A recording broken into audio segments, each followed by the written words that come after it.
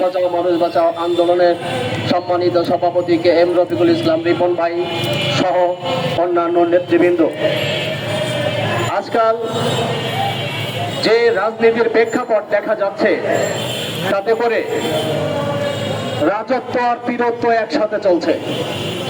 রাজত্ব এবং পীরত্ব একসাথে কায়েম করার জন্য উঠে পড়ে লেগেছে। আমরা বিগত দিন ধরে দেখছি একের পর এক মানুষ হত্যা হচ্ছে, বাংলাদেশে বিচার বহির্ভূত হত্যা হচ্ছে, প্রত্যেকটি হত্যা শুধু বিএনপির ট্যাগ লাগানো হচ্ছে।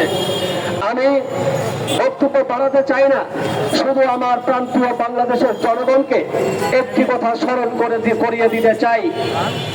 ইসলামিক দলগুলো যারা আজকে চকবাজারে এই ব্যবসায়ী সোহাগ হত্যা হয়েছে, একটি হত্যা যখন আমার ভাই আমার দেশের মানুষ হত্যা হয়, অবশ্যই প্রতিটি হত্যা প্রতিদিন মৃত্যুই হৃদয় বিতরক এবং যন্ত্রণাদায়ক। আমি সেই নিহতের আত্মার মাগফিরাত কামনা করি এবং নিহতের পরিবারের প্রতি সমবেদনা জ্ঞাপন করছি। তবে আমার ভাই, আমার প্রিয় দেশবাসী, কুমিল্লার মুরাদনগরে যখন একটি পরিবারের একজন মা, সন্তান এবং মেয়ে সহ একই পরিবারের 3 জনকে হত্যা করেছিল, তখন এই সকল যে আন্দোলনকারীরা কোথায় ছিল? যখন ইসলামিক দল হিসাবে কুমিল্লার চাঁদপুরে খুতবা পড়ার অবস্থায় একজন ইমামকে কুপিয়ে জখম করা হয়, তখন ইসলামিক দলগুলো কোথায় ছিল? তোফাজ্জল হত্যার সময় কোথায় ছিল? সাম্য হত্যার সময় কোথায় ছিল? কোথায় ছিল এই সকল কুচক্রী মহল? আজকে যখন সোহাগ হত্যা হয়েছে, আজকে যখন জোর করে বলতে চাচ্ছে, যখন নিয়োজিত প্রশাসন বলছে এখানে বিএনপির কেউ নিয়োজিত নেই, আসামিরা যখন সাক্ষী দিয়েছে আমরা কেউ বিএনপির কর্মী নই, তারপরেও জোর করে এই সকল অসম মিথ্যাচার করে বিএনপির উপর জোর করে দায় চাপিয়ে দেওয়ার চেষ্টা করছে। বিশেষ করে চরমোনাই পীর সাহেবের উদ্দেশ্যে বলতে চাই, একজন ইসলামিক দল হিসেবে আপনার চলে থাকা উচিত। একটি মিথ্যা কথা বললে 40 দিন আপনার অজু থাকে না।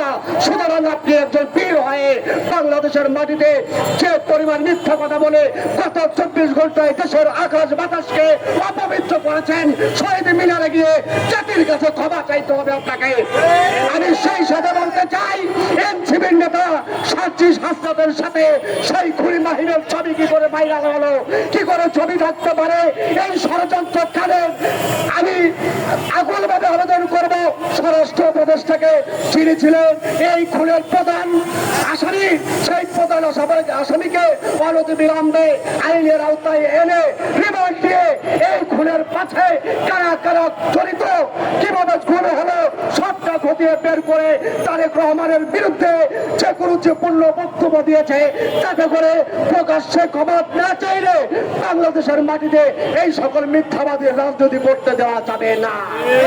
আমার প্রিয় ভাই ও বন্ধুগণ, আরেকটি কথা বলতে চাই।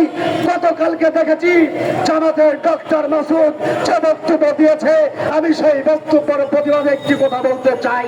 আপনারা সাক্ষী আছেন, ইতিহাস সাক্ষী আছে, বাংলাদেশের কোনো ক্লান্তি লাগলে জামাত কোথাও বাংলাদেশের জনগণের পাশে দাঁড়িয়েছে কিনা বলুন?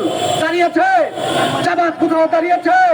দাঁড়ায়নি, বরং গণহত্যা করতে পাকিস্তানকে সহযোগিতা করেছিল, বরং মামুনের ইজ্জত লুটতে সহযোগিতা করেছিল।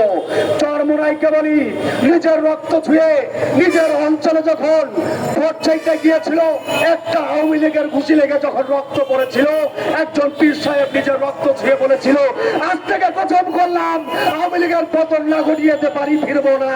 অথচ পরের দিন শেখ হাসিনা আম্মা জানের পায়ে ছিল সালাম করেছিল। সেই চরমোনাই যদি শেখ হাসিনার পক্ষপাতিত্ব করে আজকে বিএনপির বিরুদ্ধে কথা বলে, যে জামাত সেই 28 অক্টোবরে যদি বিএনপির সাথে আঘাত না করতো, জামাতের ছাত্র শিবিরদেরকে যদি আওয়ামী লীগের বিভিন্ন পদ পজিশনে বসিয়ে ওদের কাছ থেকে রস চুচে চুচে না খেত, গত 23 অক্টোবর আওয়ামী লীগ পতন ঘটত।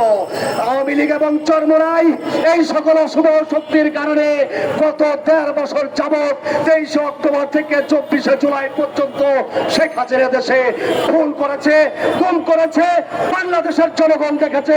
সুতরাং বর্তমান সময়ে বিএনপির মতো একজন অভিভাবক রাজনৈতিক দল, বিএনপির মতো বাংলাদেশের জনগণকে ছায়া দিয়ে রাখার মতো একটি রাজনৈতিক দলকে যে কুরুচিপূর্ণ বক্তব্য দেওয়া হচ্ছে, বাংলাদেশের জনগণ ভোটের মাধ্যমে উচিত জবাব দিয়ে দেবে। বাংলাদেশ জিন্দাবাদ, বাংলাদেশের এবি পার্টি জিন্দাবাদ, জিন্দাবাদ বাংলাদেশের জনগণ।